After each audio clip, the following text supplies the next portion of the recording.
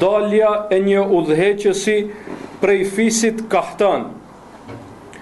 Dalja e një udhëheqësi prej fisit kahtan. Kjo është shenja 53 sipas renditjes së këtij dietari.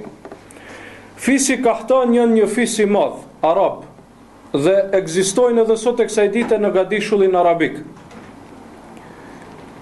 Dhe kthehet, domethënë, ajo gjenealogjia e tyre në Yemen, baza, kurse tash janë të shpërndar në të gjithë gadishullin arabik.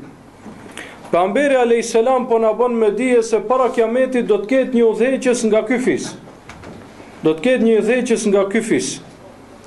Dhe kjo është diçka e paksje jo e zakont për kohën kur e ka thonë pejgamberi alayhis salam. Sepse si që ta shohim, pejgamberi alayhis salam e ka bërë me dije se udhëheqësat janë prej kurejshve. Udhëheqësat duhet të jenë prej kurejshve. Kjo është esenca tek muslimanët. Udhëheqësat e tyre janë prej fisit pejgamberit alayhis salam, prej kurejshve. Dhe veni re, nuk themi prej familjes të pejgamberit alayhis salam.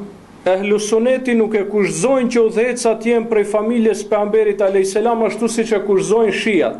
Jo, nuk është kusht që jetë prej familjes të pejgamberit alayhis salam. Mirë po, ajo që parapëlqehet është që të jenë prej fisit Kurejsh. Ajo që parapëlqehet është të jenë prej fisit Kurejsh, jo prej ndonjë fisi tjetër. Kështu ka thënë pejgamberi alayhis salatu wassalam. Mirë po, para kiametit nuk do të jetë i fisit Kurejsh, po do të jetë prej kahtanit, prej fisit kahtan, njëri prej tyre, prej udhëheqësve drejt para kiametit. Thot pejgamberi sallallahu alaihi wasallam, dhe sa i përket asaj se nuk është kusht jese prej familjes pejgamberit alayhis salam, argument më i madh janë 4 halifet e drejt. 4 halifet e drejt, 3 prej tyre nuk ishin familje pejgamberit alayhis salam në mënyrë kështu direkte. Edhe pse Othmanin e kish dhëndër, po edhe Aliun e kish dhëndër. Do më thonë Aliun po, Aliu prej familjes, mirë po këta tjerat e Abu Bekri edhe Omeri edhe Othmani nuk ishin familje direkte, edhe pse Othmani kisht vajzën e tij për grua, mirë po nuk konsiderohet prej ehli bejtit të tij. Kjo tregon se nuk është kusht, dhe kjo është më rëndësi, sepse shiat, të cilët janë grupi i devijuar, lese e bëjnë kusht khilafetit, imamllëkut, po edhe e bëjnë kusht imanit, që të jetë prej ehli bejt. Kjo gabim. Se Abu Bekri nuk ishte prej ehli bejtit, Omeri radiallahu nuk ishte prej ehli bejtit, Othmani nuk ishte prej ehli bejtit. Kjo e tregon devimin e tyre. Kurse pejgamberi alayhis salam ne e dim qartë, dhe kjo dihet, nuk ka mundësi ta moj dikush se e la Abu Bekrin që ta udhëheq namazin pasi që ai u smur, ashtu. Dhe thon dietarët, ai i cili e ka imamllëkun namaz, ai e ka imamllëkun edhe në punët e shtetit. Se në kohën e pejgamberit këto gjëra ka qenë ndërlidhta. Nuk ka pas ndarje mes namazit edhe shtetit. Në kohën e pejgamberit sallallahu alaihi wasallam. Ai që ka dalë imam namaz u kry puna, ai ka qenë kryetari i shtetit. Dhe kjo traditë ka vazhduar me 4 halifet e drejt, po edhe ka vazhduar edhe pas një kohë të gjatë, domethënë. Ai i cili ka qenë imam, ka qenë edhe udhëheqës namaz. Edhe i ka mbajtur edhe hutbet ditët e xhumë. Kjo ka qenë tradita. Andaj thon dietarët, kur e nxor pejgamberi alayhis salam Abu Bekrin për imamllëk, kjo tregon se Abu Bekri ka qenë më meritor që të jetë halife. Se përndryshe nuk do ta zgjedhte atë për që të jetë imam i namazit. Kjo është në pika të shkurtra sa i përket, domethënë, khilafetit tek ehli suneti parapëlqehet që të jetë prej kurejshve, nëse është i devotshëm. Nuk është kusht që të jetë prej familjes të pejgamberit sallallahu alaihi wasallam. Sidoqoftë transmeton Imam Ahmedi dhe 2 shejkhët apo Buhariu dhe Muslimi nga Ebu Hurajra radiallahu anhu se pejgamberi sallallahu alaihi wasallam ka thënë, domethënë hadithi është muttafaq alej apo e transmeton Buhariu dhe Muslimi plus kësaj edhe Imam Ahmedi. Pejgamberi alayhis salam ka thënë: "La takumu sa hatta yakhruju rajulun min kahtan." Nuk do të ndodhë kiameti derisa të del një njeri nga fisi kahtan, jesukun nase bi asahu, i cili i udhëheq njerëzit me shkopin e tij, i cili i udhëheq njerëzit me shkopin e tij. Dhe kjo tregon se ai do të jetë i respektuar në mesin e njerëzve, domethënë. Pse? Sepse do t'i udhëheq me shkopin e tij, siç thot pejgamberi sallallahu alaihi wasallam. Kurtubiu thot, kjo tregon se do t'i mbaj njerëzit mbinar. Kjo tregon se do t'i udhëheq njerëzit ashtu si duhet. E nuk do të thot se do t'jetë zullumqar mbi ata. Jo, thot, po kjo tregon se do t'i udhëheq njerëzit ashtu si duhet. Dhe kjo tregon se ata do t'i përgjigjen këtë gjë. Ata do të respektojnë këtë udhëheqje. Sepse shteti ka nevojë edhe për përdorimin e shkopit, padyshim. Ka nevojë edhe për dënimin e kriminalëve, përndryshe nuk mund të ketë siguri në shtet. Patjetër që kriminalët të dënohen. Dhe thot ky dietar, kjo është për qëllim të shkopi, nuk do të thonë se e përdor kundër gjithëve, po kundër atyre që e meritojnë një gjë të tillë. Pra kundër atyre që e meritojnë dënimin, kundër këtyre e përdor. Përndryshe nuk ka nevojë, sepse do të jetë njeri i sinqert dhe i drejtë.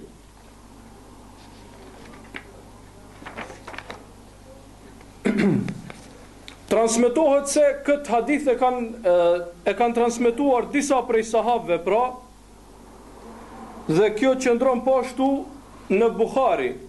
Ky hadith i tjetër që thotë se këtë hadith e kanë transmetuar disa prej sahabëve, ndërto edhe Abdullah ibn Amr ibn al-As. Dhe kur e ka dëgjuar këtë hadith Muaviu radiallahu anhu, i ka rënë vesh Muaviu ky hadith që thot për Kahtanin, sikur ka desh që dua bëj qartë njerëzve që mos të kenë paqartësi, se kjo te Kahtani nuk do të thonë se ata e meritojnë më shumë, po thjesht do ndodh para kiametit. Muaviu sikur deshti këtë dua bëj qartë dhe hypi në minber, do të thonë edhe pse nuk ishte xhumo, hypin minber dhe e mbajti një hutbe. Dhe kjo i lejohet imamit në rast nevoje, të çohet në kom, do të thonë xhami të flet, nëse ka nevojë, nëse ka ardhur ndonjë çështje nazile që i thonë dietarët, apo ndonjë çështje aktuale. I lejohet imamit, do të thonë që të mbaj fjalim edhe nëse nuk është e xhumo. Muaviu ngrit dhe mbajti një fjalim lidhje me këtë çështje, me çështjen e këtij Kahtanit, pra i cili thuhet se do t'i udhëheq. I thot, ju tha njerëzve, ju tha keni kujdes, pra, sepse unë kam dëgjuar pejgamberin sallallahu alaihi wasallam, inna hadha al-amr fi Quraysh. Duke thënë kjo çështje do të ngel në Quraysh, në fisin Quraysh. La yuadihim ahad illa kabbahu Allahu ala wajhi. Nuk do t'i kundërshtojnë ndonjëri, t'i armiqsoj, vetëm se Allah do ta mposht atë. Mirë po me një kusht, ma e kamu e din, përderisa ata i përmbahen fesë së tyre. Ky është kushti, pra, dhe këtë hadith e transmeton Buhariu. Kjo tregon se Allahu do t'i ndihmoj Kurejshët në çështjen e udhëheqësisë, përderisa ata e mbajnë fenë e tyre. Dhe ky Kahtani që do të jetë udhëheqës para kiametit, do të jetë atëherë kur Kurejshët, pra, nuk do të jenë si duhet me fenë e tyre, apo nuk do ta mbajnë ashtu siç e kanë mbajtur para ardhësit e tyre. Për këtë shkak Allahu do t'i jap sundimin këtij prej fisit Kahtan. Dhe kjo ka ndodhur edhe më herët. Domethënë xhilafeti historikisht nuk ka ndejt vetëm të Kurejshët. Po pas xhilafetit Abbasit, pas disa viteve, domethënë xhilafeti ka shkuar tek të tjerët. Po edhe udhëheqësia ka shkuar po ashtu tek të tjerët. Pse? A thua pse? Sepse Kurejshët pra u dobësuan. Kurejshët u dobësuan në aspektin e praktikimit të fesë. Për këtë shkak edhe Allah subhanahu wa taala u dha sundimin tjetër kujt. Pra, shkurtimisht, nëse e kemi një kurejshi që është fetar, edhe një jo kurejshi që është fetar, dietarët thonë jepet përparësi kurejshiut fetar. Për shkak se ata e kanë pozitën më të mirë për ta udhëheqë çështjen e muslimanëve. Mirë po, nëse e kemi një kurejshi dobët fetarisht dhe një jo kurejshi i cili është më i fuqishëm fetarisht, i hipet përparësi këtij që është më i fuqishëm fetarisht. Domethënë esenca është tek praktikimi i fesë. Imami duhet të jetë i ditur, i fuqishëm dhe praktikues i fesë. Nëse i kemi dy praktikant fesë, atëherë hipet përparësi atij që është kurejshi. Dhe ky kahtani, thot ky dietar, nuk është Gjahgjahu, sepse do të ketë edhe një udhëheqës tjetër që do ta ketë emrin Gjahgjah. Sepse kahtani është prej një fisit të madh të njohur arab, kurse Gjahgjahu, ky tjetri, është prej robërve të cilët i kanë liruar, pra, prej robërve të muslimanëve të cilët janë liruar, dhe këta i quajnë mewali në gjuhën arabe.